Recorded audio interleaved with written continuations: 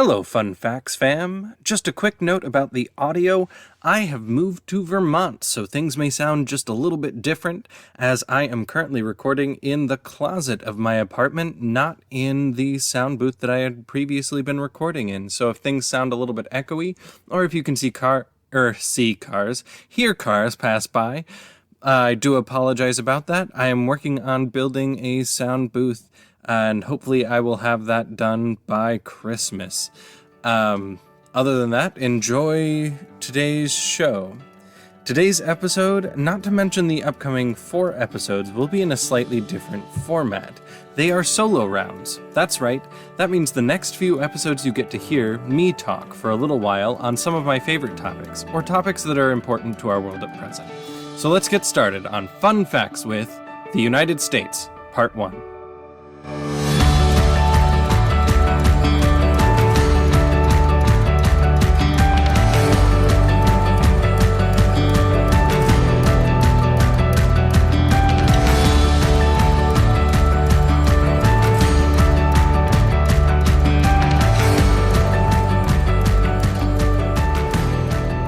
Let me put out a disclaimer right now before we get started. As always, I will provide sources, but that's not where this disclaimer is going. This disclaimer is, warning, I am white, and although I am bisexual and non-binary, I do have white privilege. Speaking about the United States, I will be getting into the topic of slavery and the treatment of Black, Indigenous, and people of color by this country. If that is in any way triggering to you as a Black, Indigenous person of color, I highly suggest skipping this episode. Furthermore, because I am white, I will admit that while I will do my best with the subjects and research, it is not something I am qualified to speak on as regards to the experience of BIPOC folks who are actually suffering the events that I will be speaking about today. So I will be doing my best to avoid direct experience-related quotes. Even further, white folks who are listening to my podcast, if you only listen to 2 episodes, please listen to this and part 2 that is coming in a week. It will be hard, and you will question a lot of what you were taught about history in the 5th grade, but it is important that we learn from the atrocities of the past and move to build a better, more unified future. So please share this episode with your friends, especially your white friends, and especially your white conservative Trump-voting friends. Again, I want to reiterate that as a white person, if I mischaracterize or mischaracterize any experience held by people of color in this country, I thoroughly apologize and will take any criticism of that subject from a Black, Indigenous person of color under advisement. Now, let's get started with the quote-unquote beginning of the United States. About 13,000 BCE, which stands for before Common Era, not before Christ's eternity, you weirdos, or earlier, the first humans walked across the land bridge between what is now Russia and Alaska and arrived on the North American continent, where they thrived and developed societies and nations extending the full length of North and South American continents. They lived in relative peace until around 1000 CE, Common Era, or about 1,000 years ago, when they were visited by the first white people, Vikings. What, did you think I was going to say Columbus? No, the Vikings.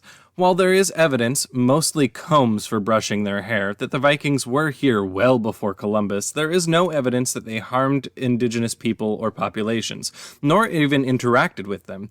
If they did, it is assumed that it was largely peaceful trading of goods and resources and knowledge. The reason this is because at the time they mostly settled Greenland and the islands therein. What? Don't tell me you didn't know that Greenland was at one point considered part of North America. But anyways, let's skip ahead a little bit and say 1492. That's right, Columbus. What, do you think he discovered America? Oh, you are funny, my friends. Fun fact lightning round. Woohoo! Number 1. Columbus lived at a time when everyone knew that the world was round. Other than the village idiot and modern interpretations of that job, no one thought that the world could be flat. They didn't, however, know that there was anything beyond Greenland and Iceland. Fact number 2. Columbus thought the world was pear-shaped, with Europe being on the part where it just started to get wider. He also believed that at the North Pole there was a mountain like, and I quote, a succulent nipple.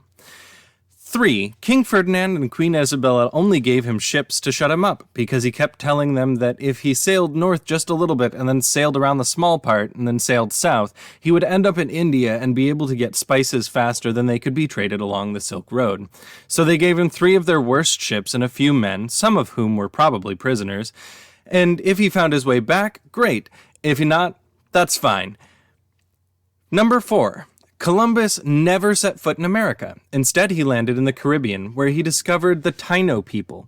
Seeing that they were brown of skin and similar way to the folks from India that he had seen, he assumed that he was correct and called these folks Indians.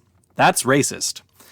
After they hospitably gave him sugar, he left and returned with 17 ships, having slightly impressed the king and queen. He also recounted how these quote-unquote Indians seemed to wear gold jewelry. When he returned, not only did he land on a different island, but he demanded that these folks give him spices and gold. When they refused, A, not speaking the language, and therein not understanding the request, and B, thinking he was presumptuous to make demands when they had never met him because he was being racist and assumed he'd landed on the same island and was talking to the same people he racistly mistook for the people on the literal other side of the world. So 7, he killed them and traveled around the Caribbean, killing and raping and pillaging and kidnapping into the slave trade until there was only a few hundred Taino people left of nearly 1 million. Fact number 8. As it was said on The Good Place, fun fact, Columbus is in the bad place because of all the raping, slave trade, and genocide. Fact number 9. Furthermore, Spain actually had enough of his genocide and raping and slave trade during his day and tried to stop him several times. Fact 10. Columbus died in relative obscurity and remained that way until 1828, when Washington Irving, the author of Sleepy Hollow and other such tales, wrote a fiction based loosely, extremely loosely, on his life. New Italian immigrants latched onto this novel and began touting it as true due to the relative obscurity of the facts and a lack of the internet. Everyone believed that this new fiction as truth, and that is why we have Columbus Day. Columbus did not name the New World after Amerigo Vespucci.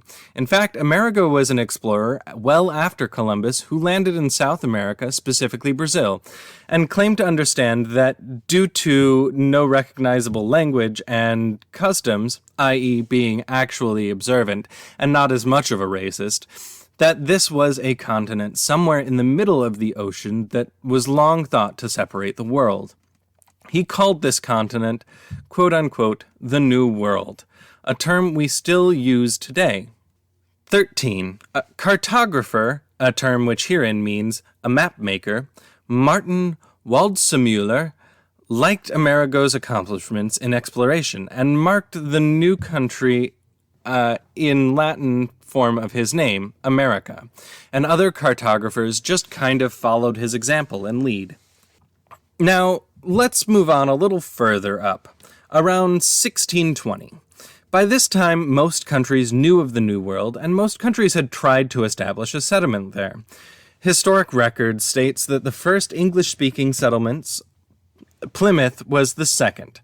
I was going to do a Jamestown, Virginia bit here, but I decided that we would save Pocahontas for an entirely separate episode, as there's enough there. And this is kind of an America in 30-minute style roundup, so we'll have a lot to cover. The Pilgrims you have been lied about. Yeah, that's basically how much we can sum up everything about the United States, is you have been lied to. The Pilgrims were a cult of Protestant purists who believed that in separation of church and state. The leader of the Protestant Church of England is the monarch. That's right, Her Majesty Queen Liz II is technically the Protestant Pope. Due to this belief that the monarch shouldn't be in charge of the church, this small cult was persecuted and threatened. So they fled to Holland and the Netherlands, where there was religious tolerance. They soon began trying to convert other religions there, and finding this a difficult task, too difficult for them, and feeling persecuted that they were now surrounded by far too many tolerant religions, they decided to leave to the New World, where they could bring Christianity to the savages. That's racist. Despite landing in November, they weren't actually able to explore until December, due to various reasons. The first Thanksgiving was actually held aboard their ship on November 9th when they spotted land. It was a reading of Psalms 100 and a short feast of prayer and thanks for allowing them to arrive safely, despite the dangers that they had encountered. Shortly after that, they settled, banned Christmas due to its original debaucherous nature.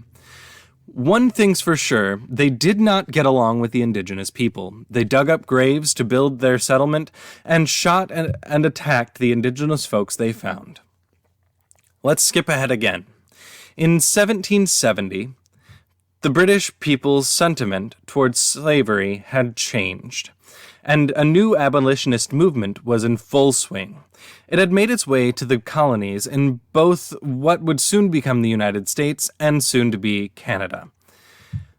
The push for abolition of slavery was so strong that Canada actually became the first of the colonies to do so in 1793.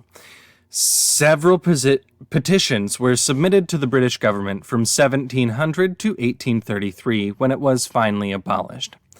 It is suspected that this movement to abolish slavery, combined with the higher taxes and the ill treatment of the colonies by the Crown, that actually led to the Revolution in 1776.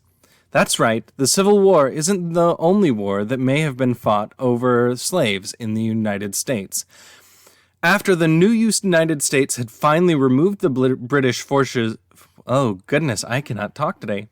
After the new United States had finally removed the British forces from the new country, it only got worse.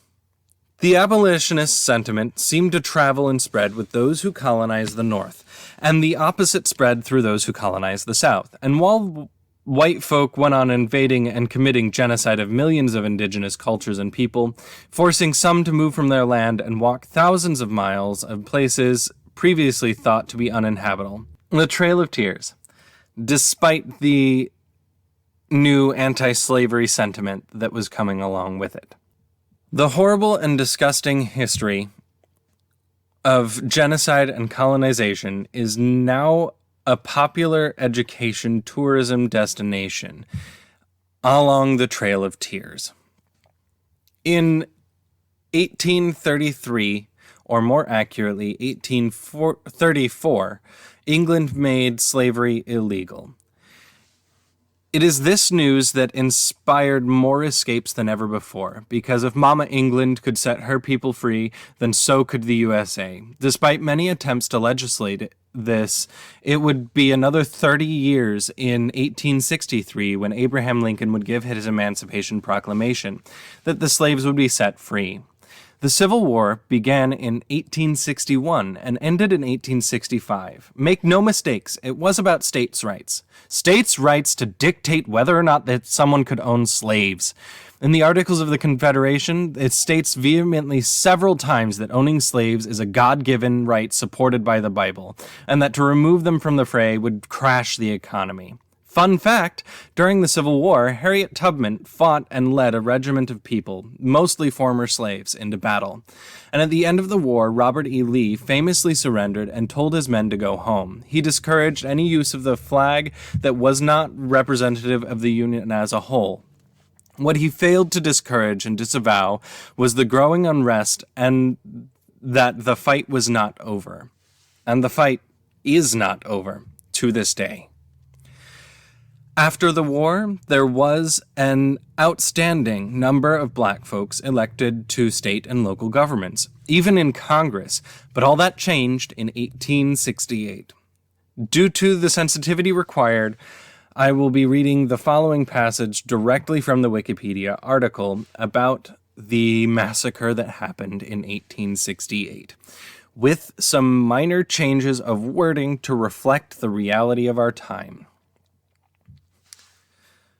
Quote, Prior to the elections in the fall of 1868, some African Americans from Opelousas attempted to join a conservative party group organized by the neighboring larger town in Washington.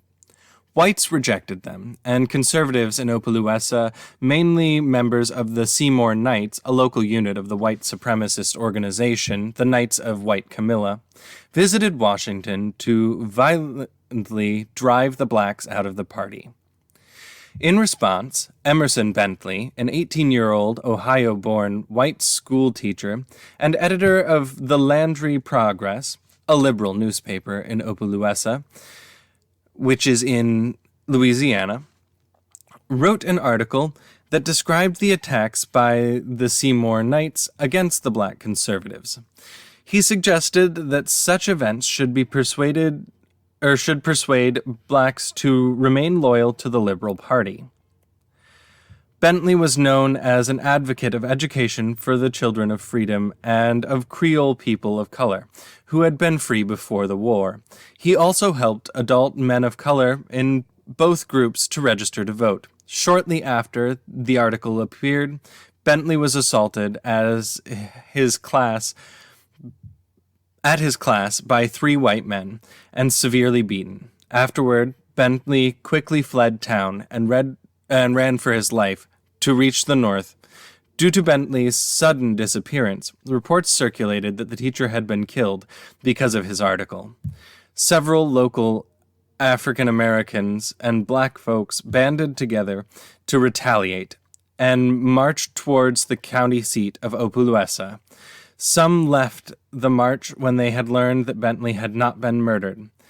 The armed blacks were met by armed whites, determined to defeat their town, many of whom had been rallied by the Knights of White Camilla. Due to local laws restricting gun ownership by blacks, the white conservatives had overwhelming advantage in weapons as well as in numbers. The shooting broke out on both sides, and the whites captured 29 black prisoners. On September 29th, all of the captured prisoners were taken from their prison and executed, with the exception of 2. The dead included 12 black liberal leaders. After that, the whites continued the attacks on blacks in St. Landry Parish for weeks, killing them on the streets or in the roads. Historians have disputed the total death toll of the massacre, and accounts at the time were a subject of controversy. 3 white liberals and 2 conservatives were killed in the initial assault in Opelousas, and liberals said that around 200 to 300 blacks were killed in total by white insurgents. But the conservatives said that this claim was fraudulent and approximately only 25 to 30 were killed.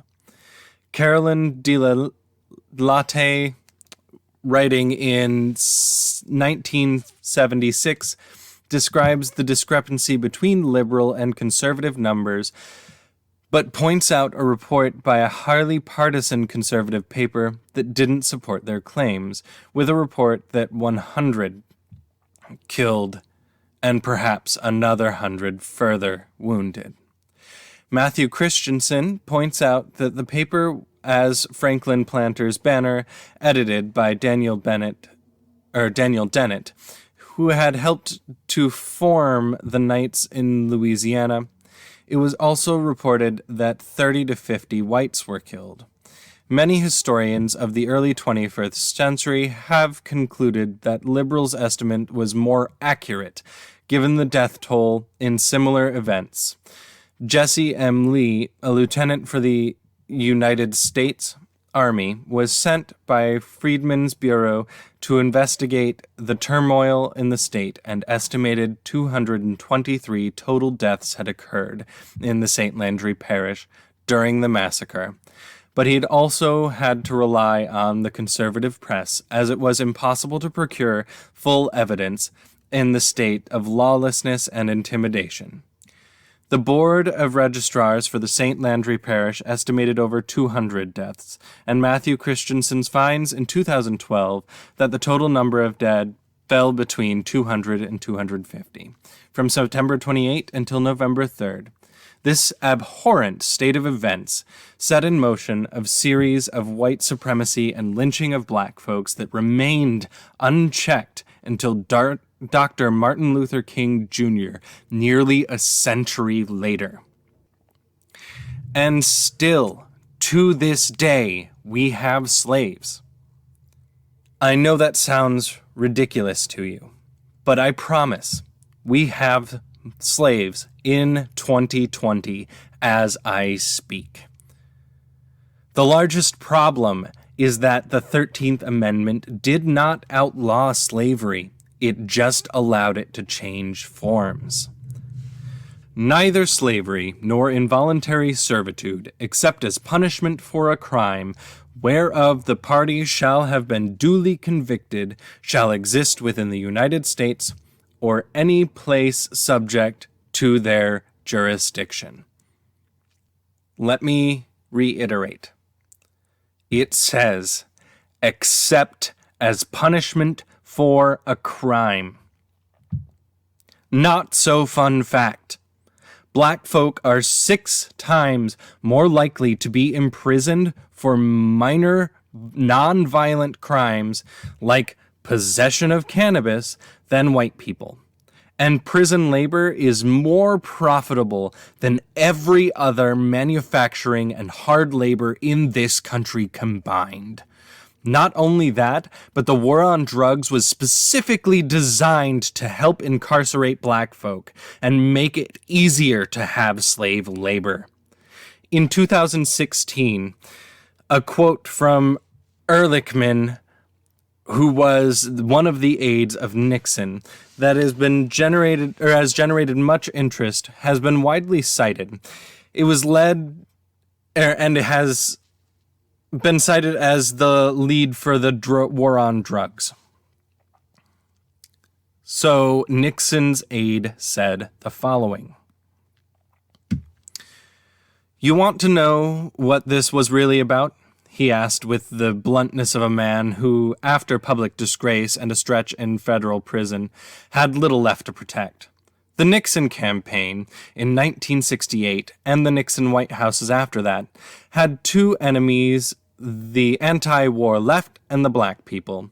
You understand what I'm saying? We knew we couldn't make it illegal to be either against the war or black, but by getting the public to associate hippies with marijuana and blacks with heroin, then criminalizing both heavily, we could disrupt those communities and we could arrest their leaders, raid their homes, break up their meetings, and vilify them in the night.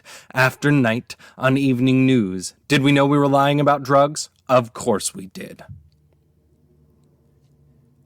A top aide to President Nixon actually said that. And now, instead of arresting unarmed black folks, cops are just killing them in the streets. Or worse, when they're sleeping in their beds. Breonna Taylor was innocent, and her murderers need to go to prison.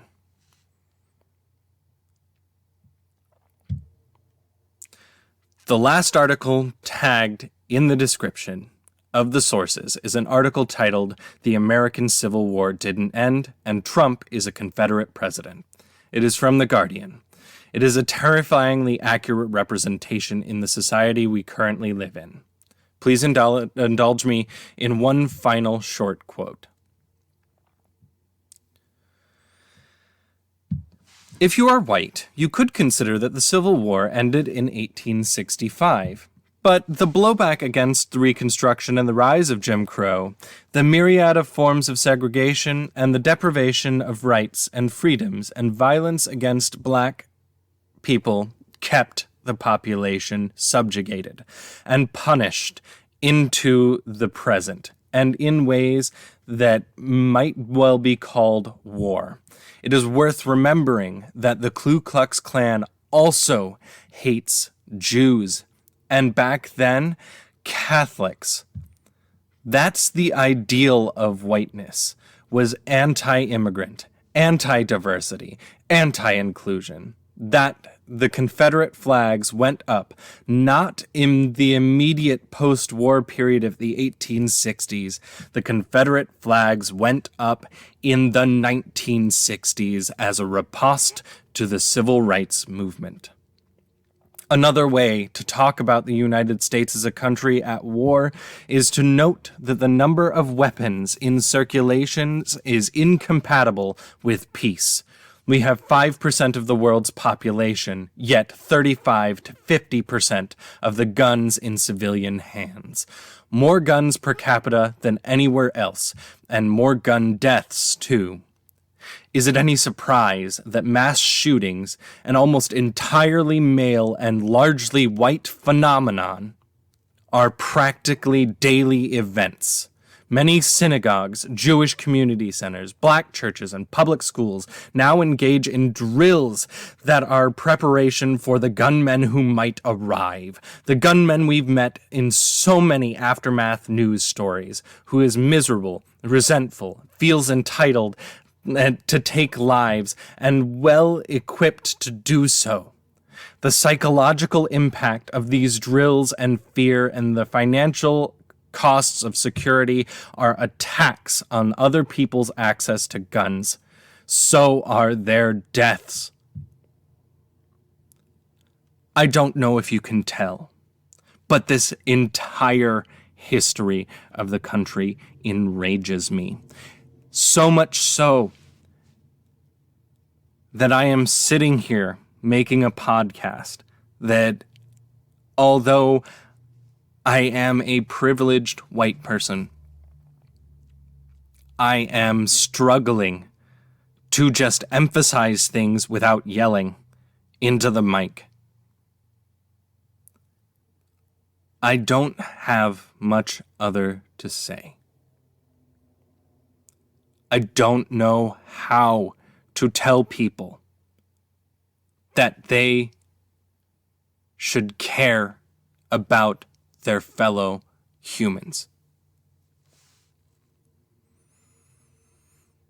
If you are a human being who cares about other human beings, you will vote for literally anyone but Trump. In fact, due to the Electoral College and the way that it works, your only real option is the Biden-Harris ticket. If you are not voting for Biden and Harris, you're an asshole. The election is in less than 2 weeks. If you vote for Trump, you are an asshole. If you vote for anyone other than Biden, you are still an asshole. And this is coming from someone who genuinely and generally believes in voting for third parties. I have become a single issue voter this year. That issue is Donald Trump needs to be fucking removed from the fucking White House. I don't usually go in for those old-fashioned parental karma curses. You know the ones like, may your children behave exactly the way that you do. I don't usually go into these, especially not to a wide audience. But I will leave you on one note for this part. If you vote Trump, may you be treated exactly the way he and his followers want to treat Black, Indigenous, people of color, the LGBTQIA+ people, Muslims, and other minorities. May you be treated exactly the way he wants to treat minorities.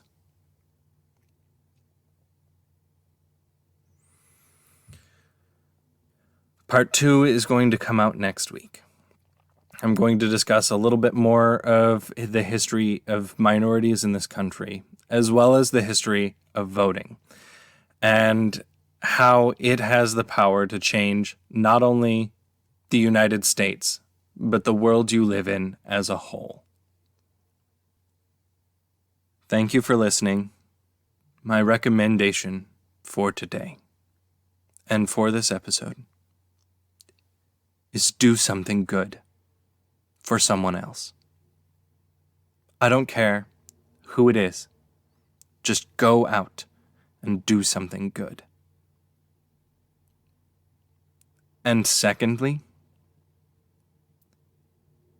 accept someone for who they are. Again, I don't care who it is.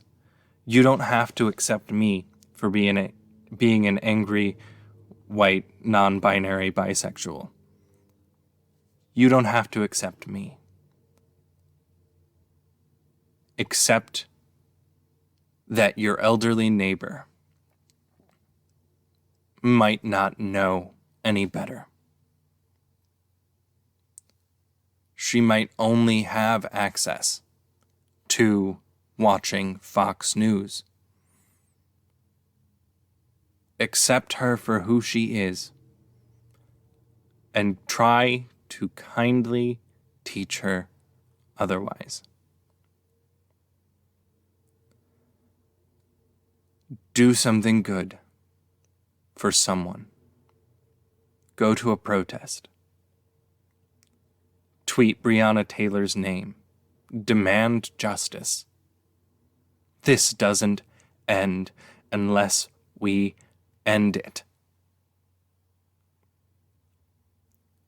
The United States is and has been in a civil war for more than 150 years. It did not end. It did not go away. We need to find kindness. We need to find acceptance of those who are different from us.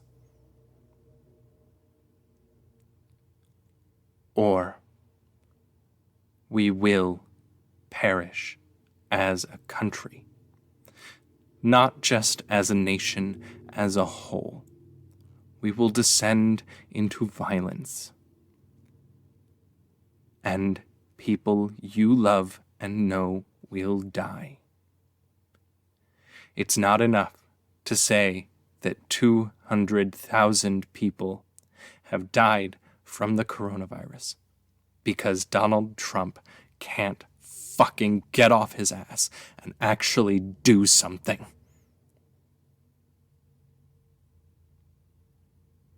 More people will die, but they will die at the hands of their friends and neighbors if we don't start to love and care for each other. And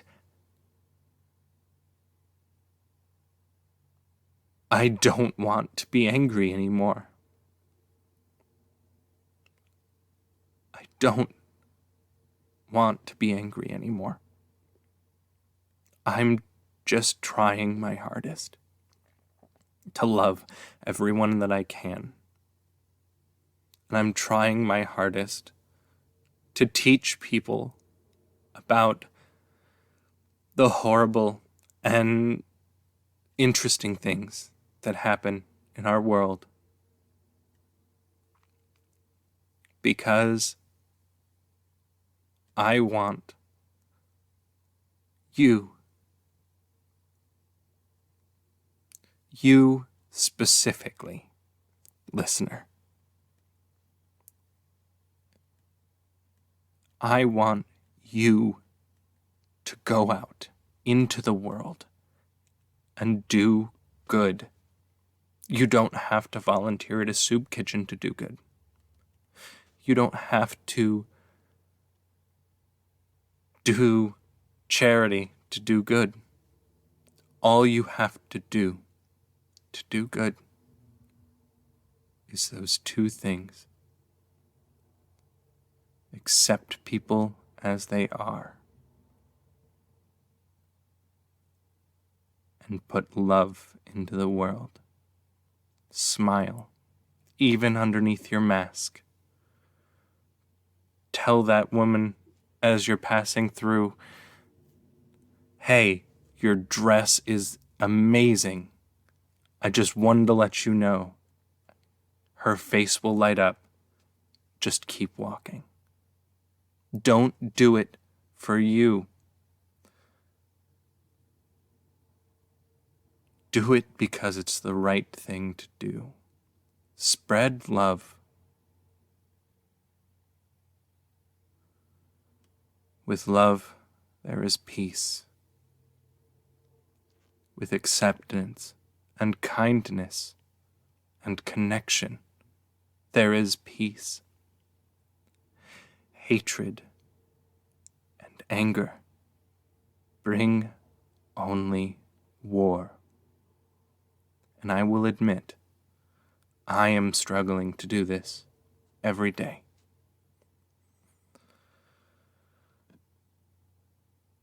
But listeners, use your anger